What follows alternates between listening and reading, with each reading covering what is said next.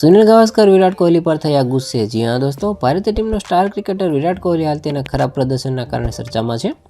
વિરાટની captainship દરમિયાન તેણે જે રીતે મેદાન પર પોતાની આક્રમકતાવાળી વિરોધી ટીમ પર પ્રભુત્વ જમાવ્યું હતું, તેના માટે તેના ખૂબ વખાણ થયા હતા અને વિરાટે ઓસ્ટ્રેલિયા જઈને ઓસ્ટ્રેલિયન ક્રિકેટરો અને ભીડ સાથે તેમની જ ભાષામાં વાત કરી હતી, જેને લઈને અનેક વિવાદો થયા હતા। હવે ભારતીય ટીમના પૂર્વ ક્રિકેટર સુનિલ ગાવસ્કરે વિરાટની મેદાન પર આક્રમકતાને લઈને કેટલીક વાતો કહી છે। હાલમાં જ બોર્ડર ગાવસ્કર ટ્રોફી દરમિયાન સેમ કોન્સ્ટાસે મેલબર્નમાં બોક્સિંગ ડે ટેસ્ટમાં ઓસ્ટ્રેલિયા માટે ડેબ્યુ કર્યું હતું।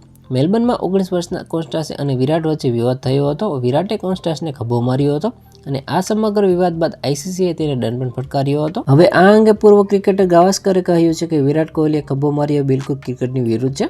જ્યારે ભારતીયોને ઉશ્કેરવામાં આવે છે ત્યારે તે તેનો જવાબ આપવામાં બિલકુલ શરમાતો નથી, પરંતુ અહીં તો કોઈએ વિરાટને ઉશ્કેર્યો પણ નહોતો।